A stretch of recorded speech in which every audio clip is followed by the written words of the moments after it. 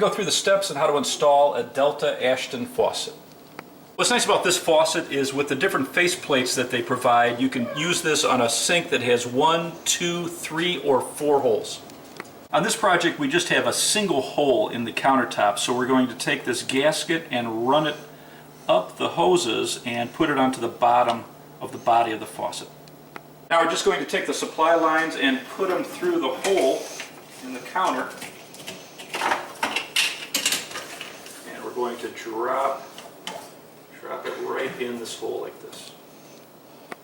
On this center threaded rod, what we're going to do is we're going to slide up this bracket with the indented side facing up, and we're going to slide a nut underneath that, and we're going to tighten this underneath the sink using the tool they provide.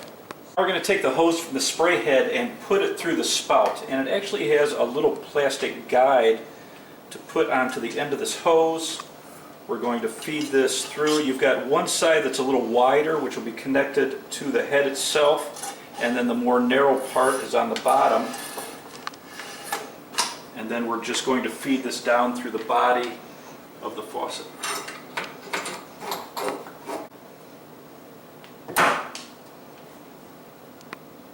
Now we're going to take the weight and just slide it over the hose that's connected to the spout, and we're going to remove that hose guide on the end of this.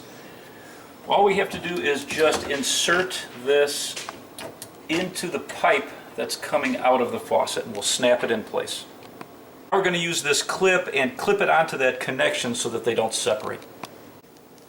Now we're going to connect the supply lines to the shutoff valves, and the hot is marked with red at the tip and the cold is marked with blue. Now that I have the supply lines connected, I turned on the shutoff valves and I removed the end of the spout. And what we're going to do is just bleed out any debris or if any particles are caught in here. So we're just going to turn on the faucet. We'll turn on the hot side and the cold side and just let it run for a few seconds just to make sure we don't foul up the aerator on the end of the spout. So that's all there is to it. Just a beautiful faucet. It pulls out for easy washing, and then it has a couple different settings for the spout.